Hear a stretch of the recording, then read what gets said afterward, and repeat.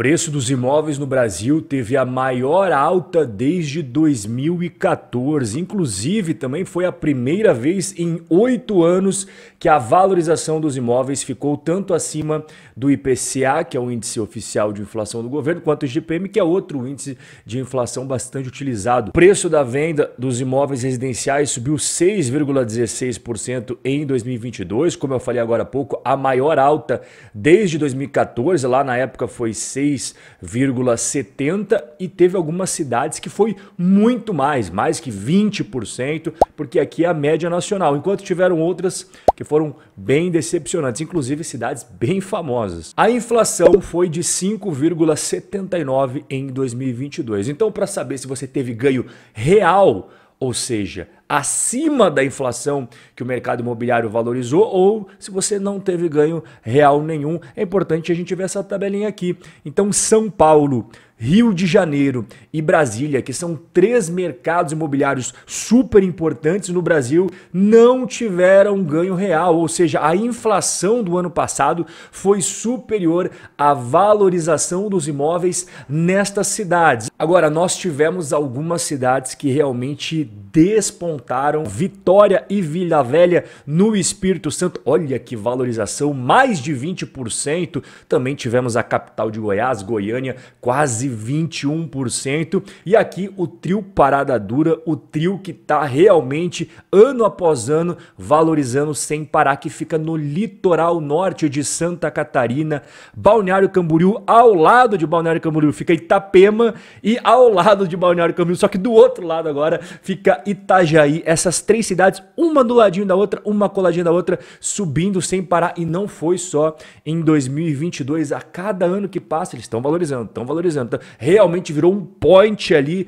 do mercado imobiliário brasileiro, quentíssimo nos últimos anos. E eu quero aproveitar e perguntar para você como que está o mercado imobiliário aí aonde você mora. Escreve aqui nos comentários contando. É placa de vende-se para tudo que é lado na cidade? Os imóveis não param de valorizar? Ou os preços não saem do lugar? Enfim, me conta aqui embaixo nos comentários. Só não esquece de escrever o nome da cidade. Qual é o metro quadrado mais caro do Brasil? Em primeiro lugar está, mais uma vez, uma cidade de Santa Catarina. A gente acabou de falar sobre ela. Balneário Camboriú, inclusive coloquei algumas imagens no lado direito para você dar uma olhada. Junto também tivemos aqui, ó, Itapema, que é uma cidade vizinha de Balneário Camboriú, uma coladinha com a outra. E aqui Itajaí também, um metro quadrado super caro. Tivemos Vitória aqui no Espírito Santo e mais uma vez Santa Catarina, aqui ó, Florianópolis, né? A capital de Santa Catarina aqui. E nós temos aqueles velhos conhecidos, São Paulo e Rio de Janeiro aqui. E como que está a valorização no longo prazo dos imóveis no Brasil? Eu vou mostrar para você 3 informações aqui no gráfico. O primeiro é a valorização anual dos imóveis residenciais. Cada ano que passa ali, para cima, para baixo, quanto que foi, eu vou mostrar na tela para você. E claro, sempre comparando com os 2 índices de inflação. O IPCA, que é o índice oficial aí do governo, e o IGPM, que também é bastante utilizado, principalmente nas correções dos aluguéis. Então aqui você está vendo em verde é a valorização anual dos imóveis residenciais no Brasil. Aqui, pontilhado vermelhinho, é o IPCA, calculado pelo IBGE, e o pontilhado em azul aqui embaixo, tá vendo? Aqui teve essa subida estratosférica aqui durante a época do C19, calculado pela FGV, o famoso IGPM, a inflação dos aluguéis. Nós tivemos uma época de ouro aqui no mercado imobiliário brasileiro. Olha só, 2009 valorizou 21%, 2010 mais 26%, quase 27%, 2011 mais 26%. Então aqui não parava de subir o preço dos imóveis. Daí ainda tivemos boas altas em 2012, 2013, e aí começou a desacelerar a partir de 2014 até o momento que nós tivemos uma desvalorização, né? Só que o mais importante não é apenas esses números aqui em cima que você está vendo, que seriam termos nominais, a gente tem que ver em termos reais, e é isso que mostra o gráfico. Então olha só, nós tivemos uma valorização real aqui de 2009 até meadinhos de 2014, e depois a valorização dos imóveis no Brasil foi bem inferior à inflação, que são esses 2 pontilhados aqui. A virada de chave aconteceu apenas no ano passado, né? Que você vê que a valorização aqui dos imóveis, ela acabou sendo um pouquinho superior à inflação, seja IPCA, seja IGPM. Mas é importante destacar que aquela é a média nacional. A gente tem que separar por cidades para ver melhor, porque o Brasil é muito grande, tem vários mercados imobiliários e aqui está na tela para você.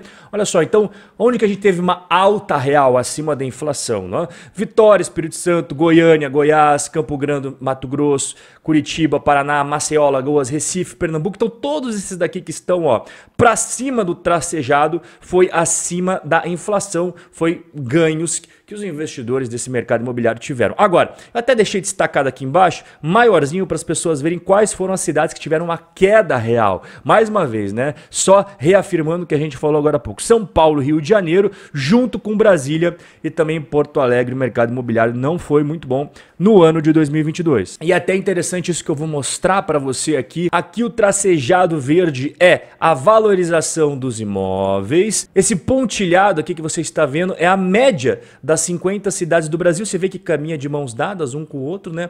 E isso daqui que você está vendo aqui embaixo em cinza é a inflação. Então você percebe aqui naquela época dourada, 2009, 2010, 2011, os imóveis em São Paulo valorizaram muito acima da inflação. E a partir de 2015, naquela grande crise que entrou o Brasil e também o mercado imobiliário, a inflação acabou sempre sendo superior à valorização dos imóveis em São Paulo. Inclusive, no ano de 2022 também a inflação foi maior. E esse mesmo comportamento a gente vê no mercado imobiliário do Rio de Janeiro. Inclusive, olha que época maravilhosa para os imóveis aqui no Rio de Janeiro, né? Subiu sem parar por muitos anos depois, assim como São Paulo entrou naquela espiral negativa junto com a crise econômica brasileira e desde então, desde 2015, a inflação foi sempre superior à valorização dos imóveis no Rio. Inclusive tivemos períodos aqui de desvalorização dos imóveis, tá vendo? Eu tô passando aqui a linha,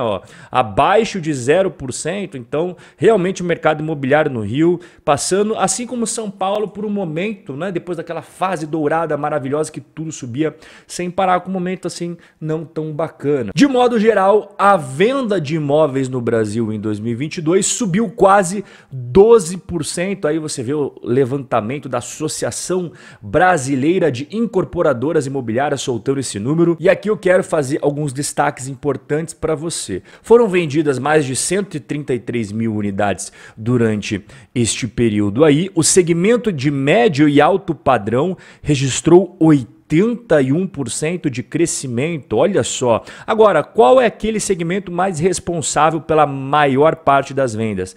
É o segmento Casa Verde e Amarela, que agora inclusive voltou a se chamar Minha Casa Minha Vida, responsável por 70% das moradias vendidas neste período analisado. E aqui eu vou até destacar para você duas construtoras muito conhecidas que atuam, uma com o padrão médio alta renda e outro padrão ali Minha Casa Minha Vida mais baixa renda, que são duas bem conhecidas da Bolsa de Valores, que inclusive divulgaram prévias operacionais para a gente ver o mais recente, como é que tá os negócios dessas duas construtoras. Quais são elas? Bom, aqui são várias que nós temos na Bolsa, né?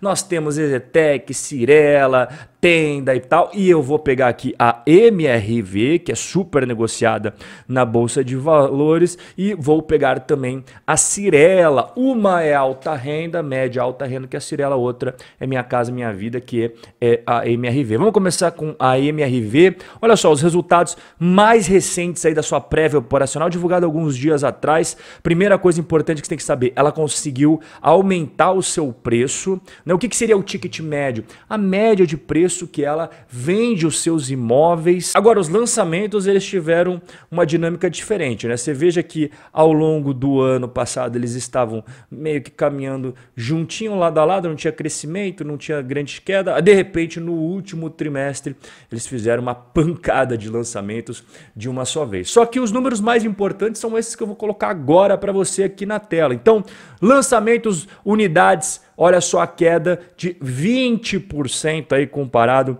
2022 com 2021. As vendas acabaram caindo também, cerca de 15%. O ticket médio, como eu falei para você, ele aumentou, né?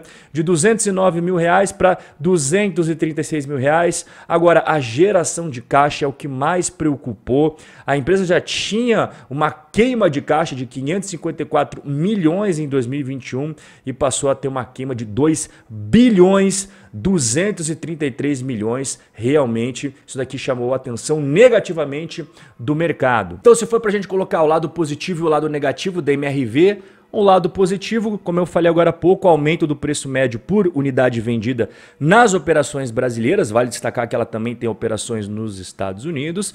Isso auxilia a MRV a recuperar suas margens. E o momento para baixa renda é positivo, porque parece que o programa Minha Casa Minha Vida vai voltar com tudo no novo governo. Agora, o lado negativo é a queima de caixa, como eu falei para você. Inclusive, essa queima de caixa poderia ter sido muito pior se a empresa não tivesse vendido milhões em recebíveis das operações dos Estados Unidos. Poderia ter sido pior ainda aquele número ali. E a desaceleração aí na venda é o nível mais baixo de todos os tempos da MRV. Agora vamos comparar com a Cyrela, que vende outro tipo de imóvel. Então você vê aqui as vendas contratadas no ano de 2021 comparado a 2022. Olha só o aumento de 43%. Então aqui o cinza escuro é alto padrão, o vermelhinho é médio e aqui é o Casa Verde e Amarela. Ó, você tá vendo aqui embaixo? Ela também tem Casa Verde e Amarela. Aqui do lado direito também é as vendas contratadas, mas segmentado por lançamentos,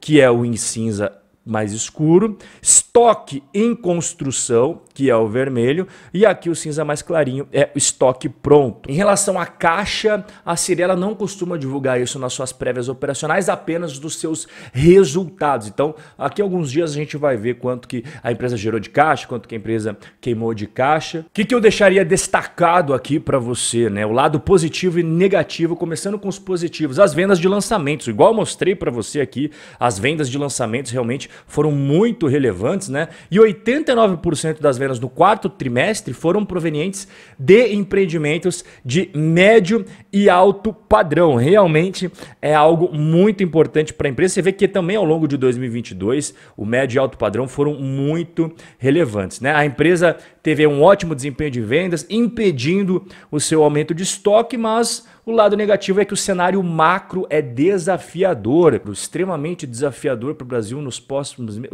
meses. Como é que vai ficar a questão da taxa de juros, como é que vai ficar a questão fiscal no Brasil, enfim, tudo aquilo que a gente já conversou em outros vídeos. Não se esqueça de deixar aqui embaixo como é que estão as coisas aí na nossa cidade para a gente trocar uma ideia. Forte abraço e a gente vai se ver no nosso próximo encontro.